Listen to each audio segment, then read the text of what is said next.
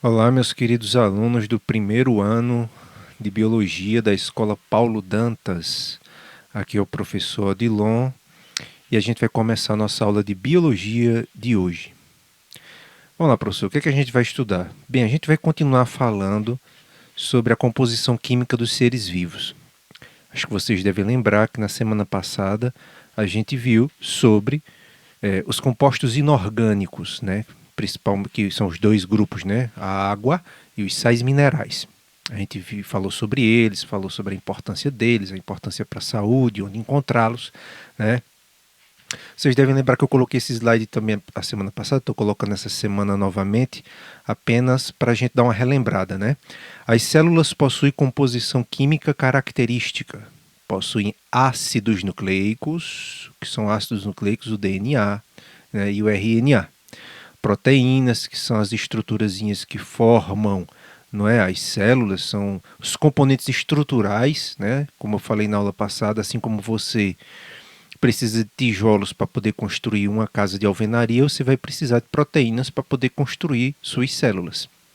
Carboidratos, que são as fontes de energia, também participam dessa estrutura celular, mas tem uma função principal que é a função energética. O que são carboidratos? São açúcares. E eu falei sobre os lipídios. O que são lipídios? Gorduras, né? Gorduras, óleos, né? Essas são chamadas de substâncias orgânicas. E quais são as substâncias inorgânicas? A gente viu a água e os sais minerais, né? Então vamos lá. Além delas, os seres vivos apresentam também substâncias inorgânicas das quais falamos a semana passada, como água e sais minerais. Então, as substâncias orgânicas correspondem àqueles compostos que derivam do elemento químico carbono. Todo composto orgânico vai ter na sua estrutura molecular, a sua estrutura formada por vários átomos, vai ter o átomo de carbono, né? Vou colocar aqui a caneta, o laser point. Substâncias inorgânicas são formadas por todos os demais elementos químicos, né? Existem algumas exceções, como por exemplo do gás carbônico, que tem o átomo do carbono, mas não é uma substância orgânica, é uma exceção. Então vamos lá, para relembrar, olha só, o ser humano, a célula de um ser vivo, uma célula animal, na verdade, corrigindo, falando melhor, uma célula animal, toda essa área azul corresponde à quantidade de água que tem uma célula animal. Corresponde a 75% de uma célula animal é água, 15% é água, lembrando, substância inorgânica, 15% é a substância orgânica proteína, 4% substância orgânica lipídios, 2% da composição química de uma célula é carboidrato e 4% outras substâncias, incluindo substâncias inorgânicas como sais minerais e outras orgânicas. Vamos lá, hoje, de todas essas substâncias orgânicas que nós estamos estudando, hoje nós vamos nos dedicar aos carboidratos, né? Carboidratos. Vamos lá. Os carboidratos também podem ser chamados de glicídios ou açúcares. Então são sinônimos quando se fala em carboidrato em biologia. Estou falando, posso usar a palavra glicídios, quer dizer a mesma coisa, ou açúcares. E eles são a principal fonte de energia para os seres vivos. Então se eu estou aqui dando aula, meu cérebro está a mil, né, bilhões de neurônios funcionando para poder acessar as informações que estão no meu cérebro, para poder movimentar os músculos que estão na minha boca, na minha língua, para que eu possa falar. Tudo isso consome energia. Essa energia vem de onde? Dos açúcares que eu obtenho da minha alimentação. Então, para todos os seres vivos, estando presente em diversos tipos de alimento, este macronutriente, eita, que deu um trava-língua, né? Esse nutriente grande é formado fundamentalmente por moléculas de carbono, hidrogênio e oxigênio. Então, primeira coisa que a gente tem que se ligar aqui, os carboidratos podem ser chamados de glicídio ou açúcares, são fontes de energia, certo? E possuem na sua composição química átomos de carbono, hidrogênio e oxigênio. A gente vai ver que existem açúcares de tipos diferentes, mas o que vai diferenciar um do outro vai ser a quantidade desses átomos aqui, quantidade de carbono, hidrogênio e oxigênio. Isso vai fazer com que existam carboidratos diferentes. Com exceção do mel, todos os carboidratos são de origem vegetal. como os cereais, arroz, trigo, aveia e vai muitas outras. As raízes de tubérculos como batata, aipim, cenoura, beterraba, as leguminosas como feijão, ervilha, soja, as frutas, banana, e você até sente o gostinho doce, né? Na verdade é de um carboidratozinho chamado de frutose, que fica presente na banana, você sente esse gosto maçã, manga e muitas outras, né? Além de servir como fonte de energia, os carboidratos também têm função estrutural. Como assim, professor? Pois participam da formação de algumas estruturas dos seres vivos, como a celulose e a quitina. Nós animais, a maioria dos animais, eles têm uma estrutura que mantém o corpo deles é, rígido, né, que mantém o corpo deles ereto, que é a estrutura óssea, né, são os ossos.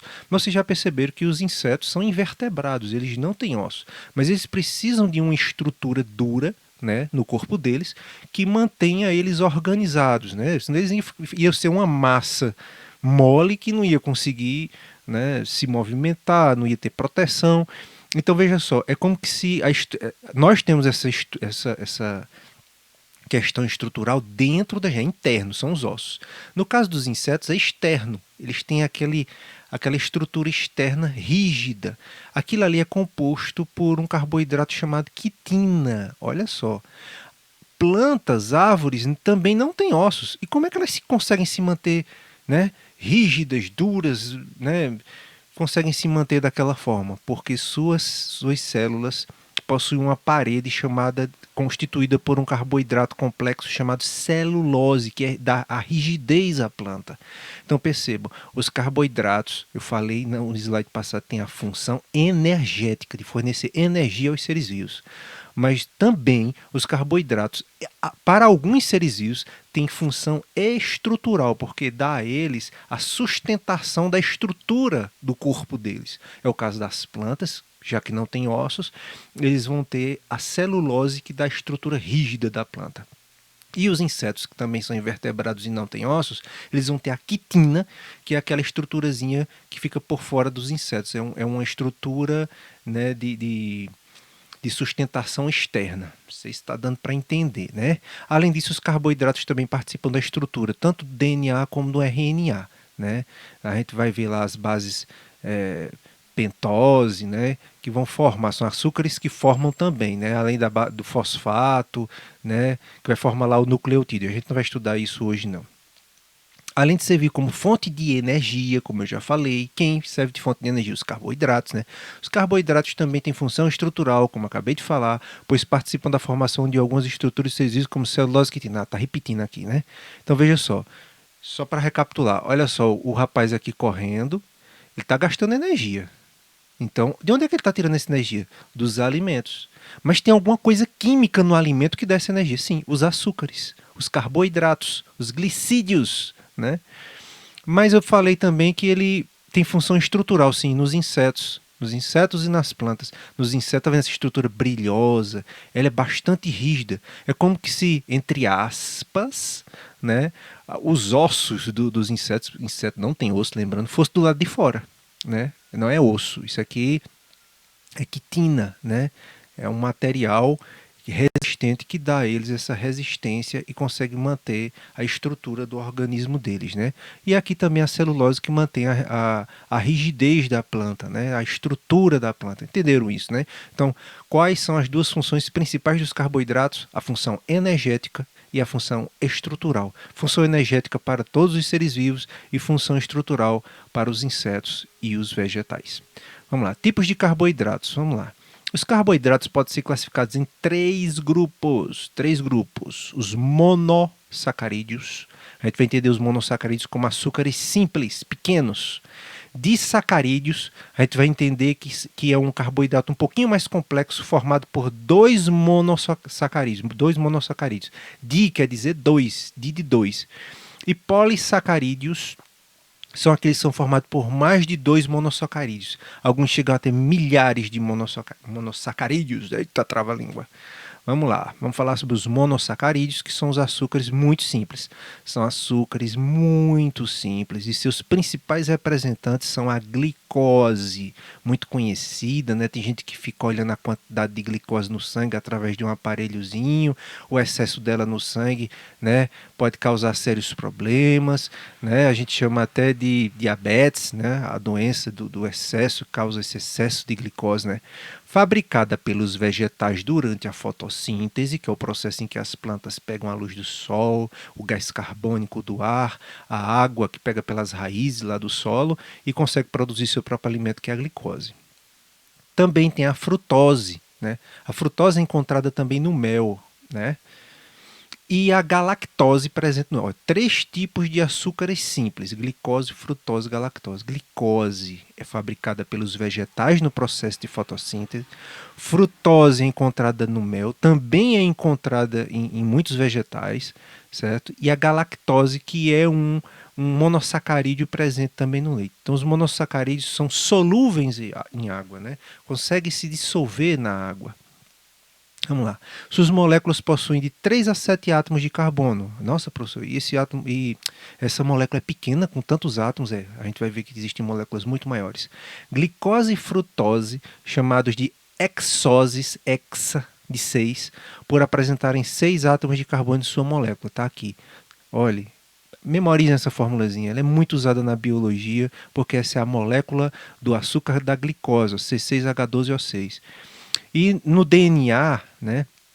No DNA e no RNA, nós temos a ribose e a desoxirribose presentes nos ácidos nucleicos, que são chamados de, faltou um espaçozinho aqui, de pentoses. Por que pentoses? Porque eles têm 5 carbonos. O glicose e frutose é chamada de hexose, hexa de 6, porque tem 6 carbonos.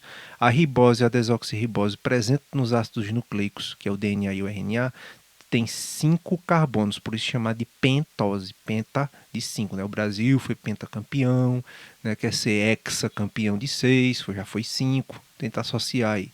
Então, só para a título aqui de informação, as moléculas de monossacarídeos que tem 3 átomos de carbono é triose, quem tem 4 átomos de carbono é tetrose, 5 é pentose, 6 é hexose, 7 é heptose.